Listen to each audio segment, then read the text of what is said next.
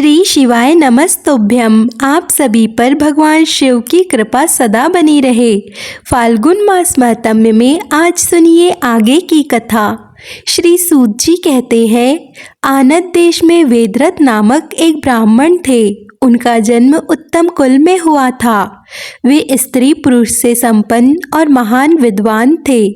उन ब्राह्मण की एक कन्या हुई जिसका नाम उन्होंने शारदा रखा। वह रूप और शुभ लक्षणों से सुशोभित कन्या जब 12 वर्ष की हुई तब उसे पद्मनाथ नामक एक प्रौढ़ ब्राह्मण ने मांगा।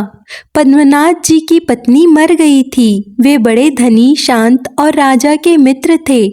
पिता ने उनकी याचना भंग होने के भय से अपनी कन्या उन्हें दे दी। दोपहर में विवाह करके पद्मनाथ जी ससुराल से शयामकाल होने पर संधि उपासना करने के लिए एक सरोवर के तट पर गए।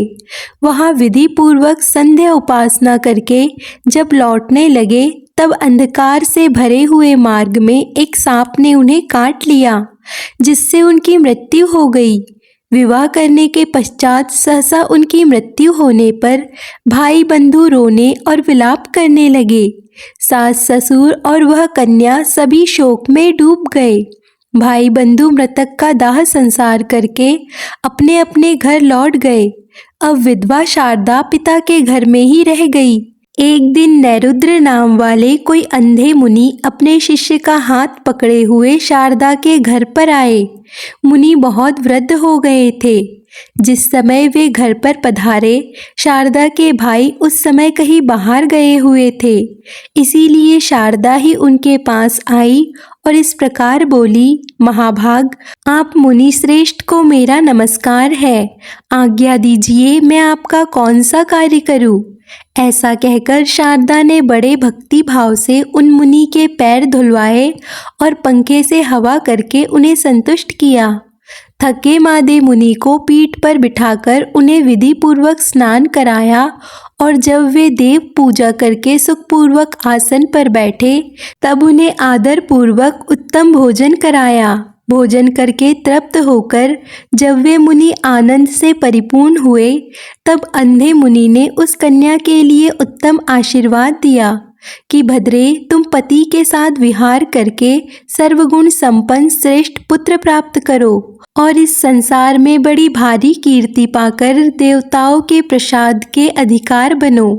अंधे मुनि के द्वारा कहे हुए इस वचन को सुनकर शारदा बहुत हैरान हुई और हाथ जोड़कर बोली, हे ब्राह्मण, आपका वचन तो सदा सत्य होता है, कभी झूठ नहीं होता, परंतु मुझ अभागिनी के लिए यह कैसे सफल होगा? मैं तो विधवा हूँ। आपके इन आशीर्वाद की पात्र भला कैसे हो सकूंगी? तब मुनि बोले, शुभे, मुझ अंधे ने तुझे ना देख सकने के कारण तुम्हारे लिए जो कुछ भी कह दिया है, अब मैं उसे अवश्य ही सिद्ध करूँगा। बस तुम मेरी आज्ञा का पालन करो।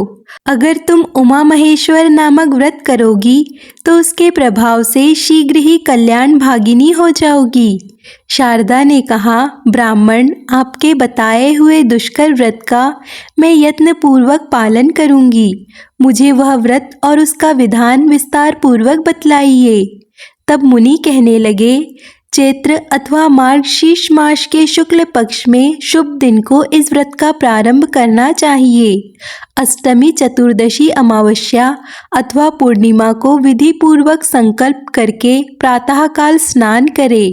देवताओं और पितरों का तर्पण करके अपने घर आकर एक सुंदर मंडप बनाए जो चंदोर आदि से सजा हुआ हो। फिर उसे फल, फूल, पल्लव और बंधन बारों से सजाए। बीच में 5 प्रकार के रंगों से कमल का चिन्ह अंकित करे।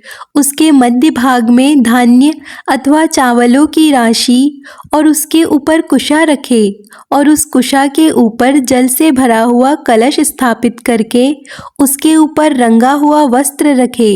वस्त्र के ऊपर सोने की अथवा मिट्टी की 2 प्रतिमाएं जो भगवान शिव और पार्वती जी के प्रतीक है स्थापित करे।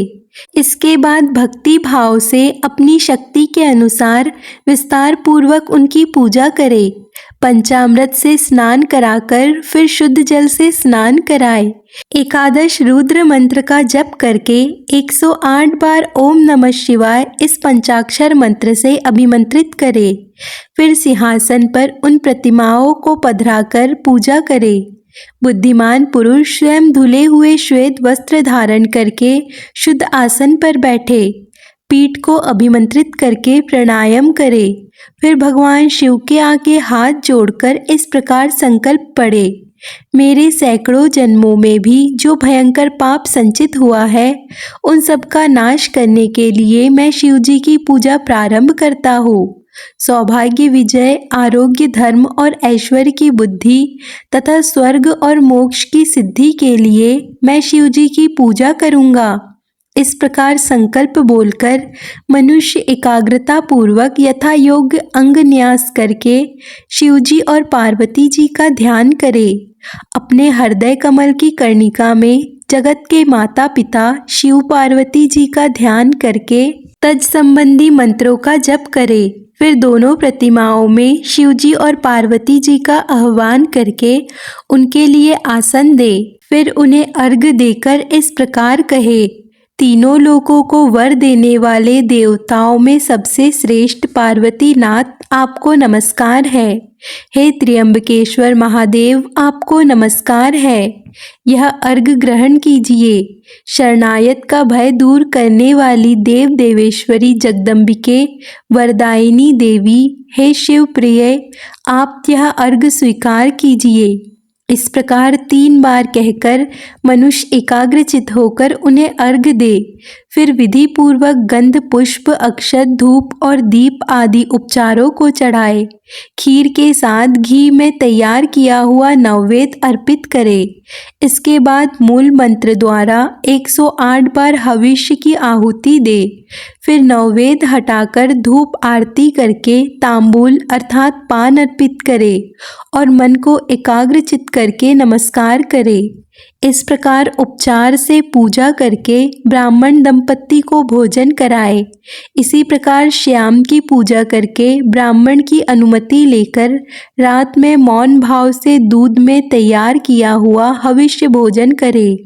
इस प्रकार विद्वान पुरुष 1 वर्ष तक दोनों पक्षों में अर्थात कृष्ण पक्ष और शुक्ल पक्ष में इस व्रत का पालन करते रहे। 1 वर्ष पूरा होने पर व्रत का उद्यापन करे। शतरुद्री का पाठ करते हुए दोनों प्रतिमाओं को जल से स्नान कराए।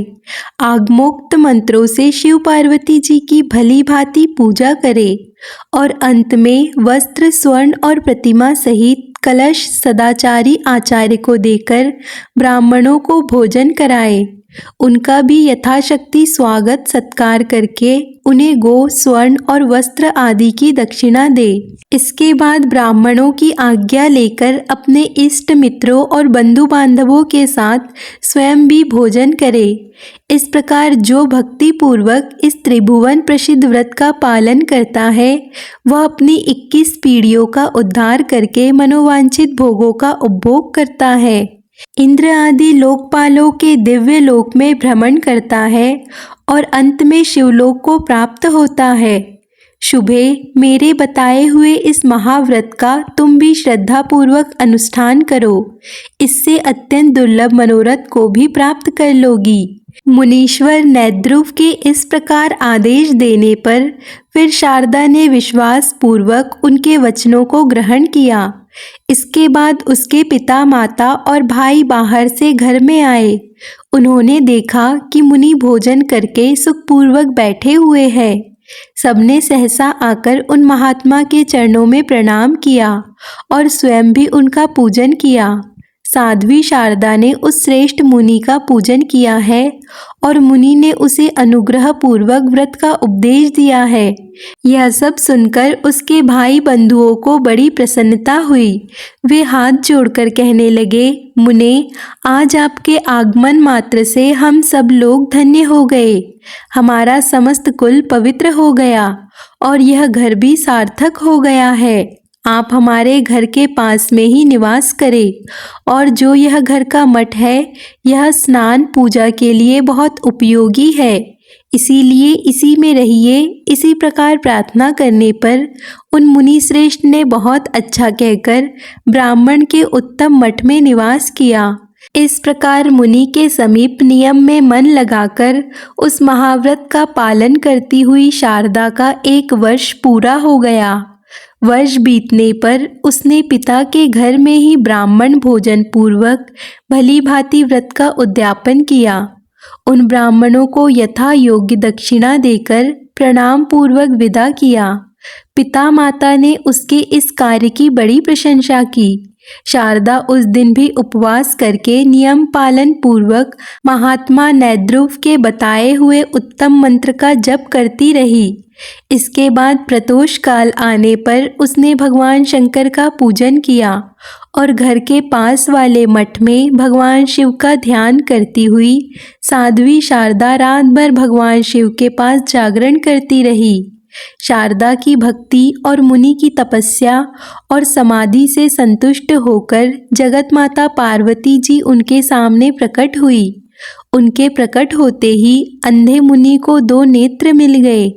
अपने सम्मुख प्रकट हुई जगत माता पार्वती जी का दर्शन करके वे मुनि और वह ब्राह्मण कन्या दोनों ही उनके चरणों में गिर पड़े। तब उन दोनों को उठाकर पार्वती जी ने बड़े प्रेम से कहा, मुनि श्रेष्ठ, मैं तुम्हारे ऊपर बहुत प्रसन्न हूँ। पाप रहित पुत्री शारदा, तुम्हारे ऊपर भी मैं प्रसन्न हूँ। बोलो, तुम्हारी रुचि के अनुसार कौन सा देव दुर्लभ वर प्रदान करूँ। मुनि कहने लगे, देवी, यह शारदा नाम की कन्या विधवा हो गई है। मैंने अंधा होने के कारण इस बात को न जानकर इसकी सेवा से संतुष्ट होकर इसे यह आशीर्वाद दिया कि तुम अपने पति के साथ चिरकाल तक विहार करके उत्तम पुत्र प्राप्त करो। जगदम्बे, अब आप ही मेरे इस वचन को सत्य करें। आपको नमस्कार है। तब देवी पार्वती ने कहा, हे ब्राह्मण, यह शारदा पूर्व जन्म में एक द्रविड़ ब्राह्मण की द्वितीय पत्नी थी। उस समय इसका नाम भामिनी था। भामिनी अपने पति की बड़ी प्यारी थी। अपनी रूप माधुरी से परम मनोहर दिखाई देने वाली भामिनी ने रूप वशीकरण आदि छल पूर्ण उपायों से अपने पति को अपने वश में कर लिया। वह मोहग्रस्त ब्राह्मण अपनी छोटी पत्नी में ही आसक्त होने के कारण अपनी बड़ी और पतिव्रता पत्नी के पास कभी नहीं गया। पति समागम से वंचित होने से वह स्त्री पुत्रहीन रह गई। इससे वह मन ही मन सदा संतप्त रहती थी, दुखी रहती थी और उसी दुखी अवस्था में समय आने पर एक दिन उसकी मृत्यु हो गई। भामिनी के घर के पास एक तरुण ब्राह्मण रहा करता था। वह सुंदरी को देखकर उस पर मोहित हो गया था और एक दिन उसने काम से आतुर होकर इसका हाथ पकड़ लिया। उस समय इसने क्रोध से लाल आंखें करके उसे दूर भगा दिया। वह दिन रात इसी का चिंतन करते करते मृत्यु को प्राप्त हो गया। अपने स्वामी को मोहित करके जो उन्हें ज्येष्ठ पत्नी से विमुख किया था, उसी पाप से यह इस जन्म में विधवा हुई। जो स्त्रियां संसार में पति पत्नी में वियोग कराती है, उन्हें अलग करती है, उन्हें 21 जन्मों तक बाल्यावस्था में ही विधवा होना पड़ता है।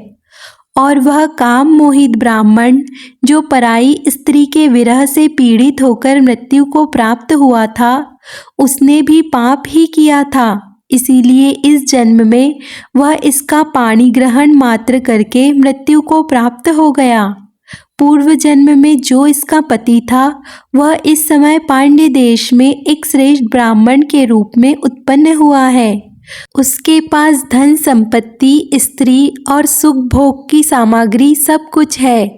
यह शारदा अपने उसी पति के साथ प्रत्येक रात्रि में स्वप्न अवस्था में समागम करके जागरण काल की अपेक्षा भी श्रेष्ठ रति सुख का अनुभव करे।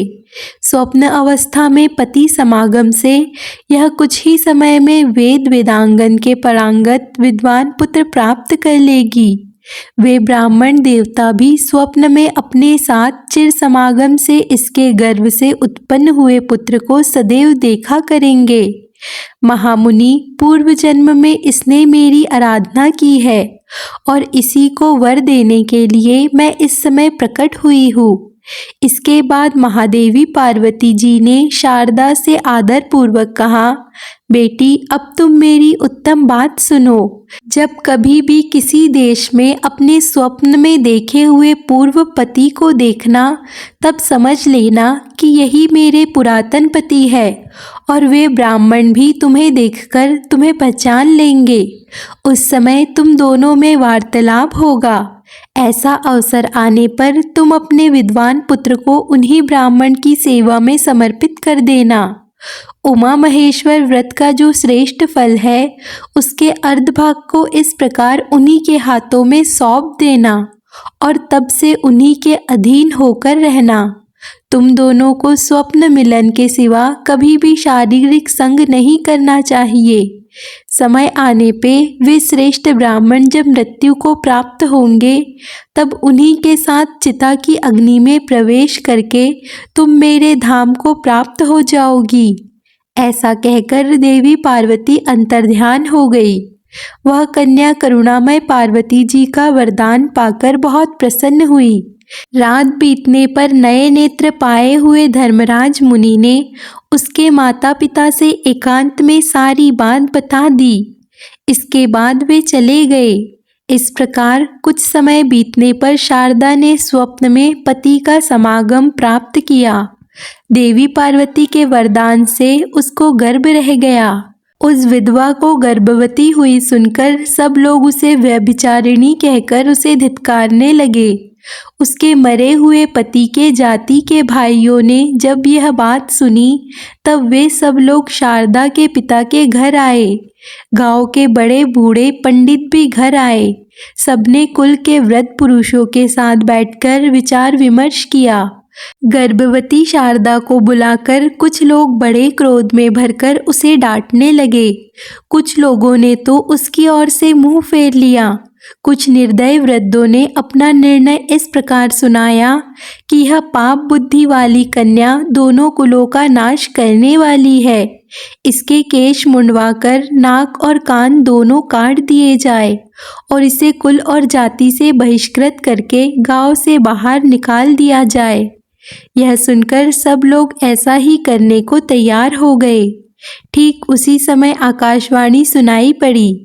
इस कन्या ने ना तो कोई पाप किया है, ना कुल में कलंक लगाया है और ना ही इसके पतिव्रता का भंग हुआ है। यह सदाचार परायण स्त्री है।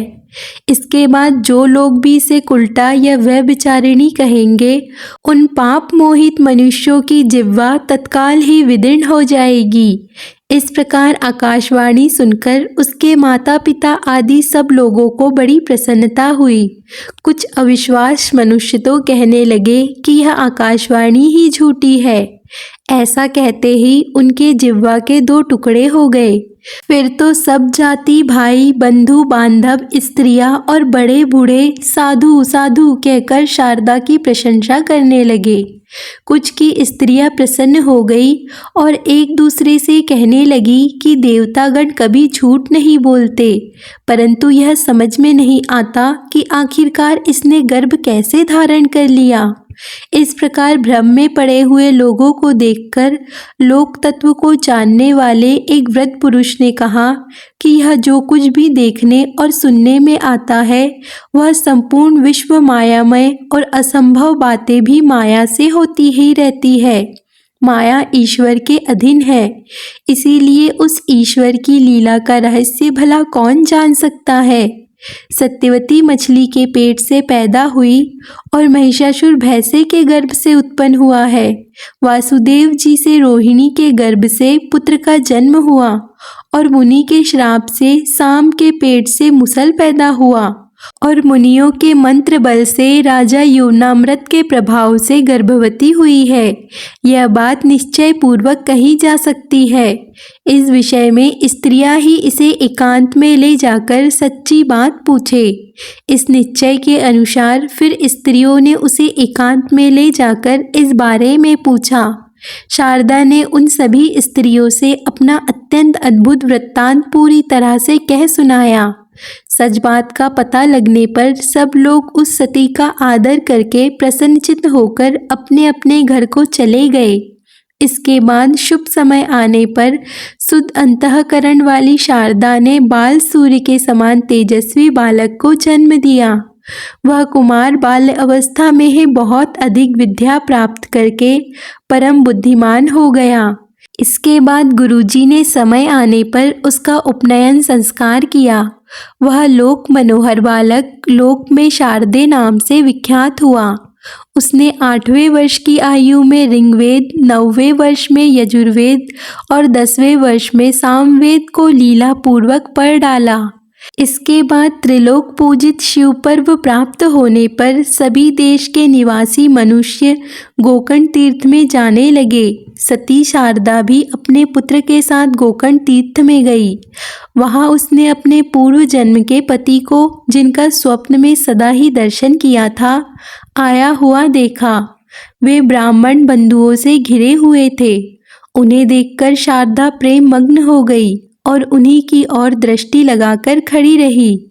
ब्राह्मण भी रूप और लक्षणों से पहचानी हुई तथा स्वप्न में सदा भोगी जाने वाली उस स्त्री को और स्वप्न में ही अपने से उत्पन्न हुए उस कुमार को भी देखकर आश्चर्यचकित होकर उसके पास आए और इस प्रकार बोले, कल्याणी, तुम कौन हो? किसकी पत्नी हो? कौन तुम्हारा देश है और किसकी पुत्री हो? उसके द्वारा इस प्रकार पूछी जाने पर उस स्त्री ने बाल्य अवस्था में अपने विधवा होने का सारा वृत्तांत कहा। तब ब्राह्मण ने फिर से प्रश्न किया कि देवी, फिर यह पुत्र किसका है? चंद्रमा के समान सुंदर इस बालक को तुमने कैसे गर्भ में धारण किया? शारदा कहने लगी, स्वामी, इन सब विधवा में विशारद मेरा ही पुत्र है।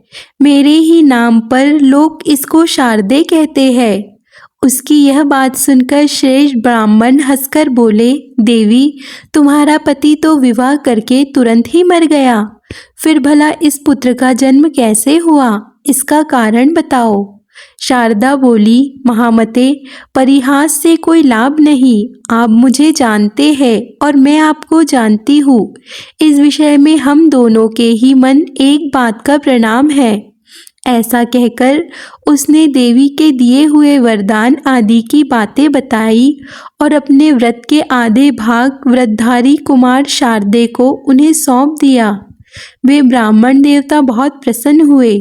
उन्होंने कुमार को हृदय से लगा लिया और शारदा के माता पिता की आज्ञा लेकर शारदा तथा उस बालक को अपने घर बुलाकर ले गए। ब्राह्मण के घर में शारदा ने कई मास बिताए। जब उनकी मृत्यु हो गई तब उन्हीं के साथ चिता की अग्नि में प्रवेश करके उसने उनका अनुसरण किया। फिर वे दोनों दिव्य दंपत्ति होकर दिव्य विमान पर बैठे और भगवान शिव के लोक में चले गए। इस प्रकार मैंने यह पवित्र उपाख्यान सुनाया, जो पढ़ने और सुनने वालों को भोग और मोक्ष प्रदान करने वाला है। प्रतिदिन भगवत संबंधी उत्तम कथा के श्रवण से मनुष्य परम गति को प्राप्त होता है। पुण्य क्षेत्र में निवास करने से चित्त शुद्ध होता है। उत्तम कथा के सुनने से मनुष्य जिस प्रकार उत्तम गति को पाता है, उस प्रकार अन्य उत्तम व्रतों से नहीं पाता। अन्य व्रतों से उसकी वृद्धि वैसे उत्तम नहीं होती जैसे बार बार शोधन करने पर दर्पण निर्मल होता है। वैसे ही सत्कथा सुनने से मन अधिकाधिक शुद्ध हो जाता है। मन शुद्ध होने पर मनुष्यों के द्वारा शिवजी का ध्यान सिद्ध होता है। ध्यान से पुण्यात्मा पुरुष मरणवाणी और शरीर द्वारा संचित समय पाप राशि को धोकर भगवान शिव के परम पद को प्राप्त हो जाते हैं। इसीलिए जिन्होंने अपना पुण्य भगवान शिव के चरणों में समर्पित कर दिया है, उन लोगों के लिए भगवान शिव की उत्तम कथा का श्रवण कीर्तन ही सर्वोत्तम साधन है। क्योंकि कथा से ध्यान सिद्ध होता है और ध्यान से कैवल्य की प्राप्ति होती है। मुनिवर, आप लोग बड़े ही सौभाग्यशाली हैं। आपका ही जीवन सफल है, क्योंकि आप लोग सदा भगवान शिव के उत्तम कथामृत रस का सेवन करते हैं। इस जीव जगत में वस्तुतः उन्हीं का जन्म सफल है जिनका मन सदा भगवान विश्वनाथ जी का ध्यान करता है। वाणी उनके गुण गाती है और दोनों कान उन्हीं की कथाएं सुनते हैं। ऐसे ही लोग इस संसार सागर को पार कर लेते हैं। इस तरह से गुण भेद जिनके स्वरूप का कभी स्पर्श नहीं करते, जो अपनी महिमा से जगत के बाहर और भीतर एक समान रूप से व्याप्त है, जो अपने ही प्रकाश से रमण करते हैं और जो मन वाणी की वृत्तियों से बहुत दूर है, मैं उन आनंदमय घन स्वरूप परम शिव की शरण लेता हूँ। आज का अध्याय यहाँ पर समाप्त होता है। इसके आगे का वृत्तांत आप अगले अध्याय में अवश्य सुनिए। अगर आपको आज की कथा पसंद आए तो वीडियो को लाइक, कमेंट, शेयर ज़रूर कीजिए और चैनल को सब्सक्राइब कर लीजिए।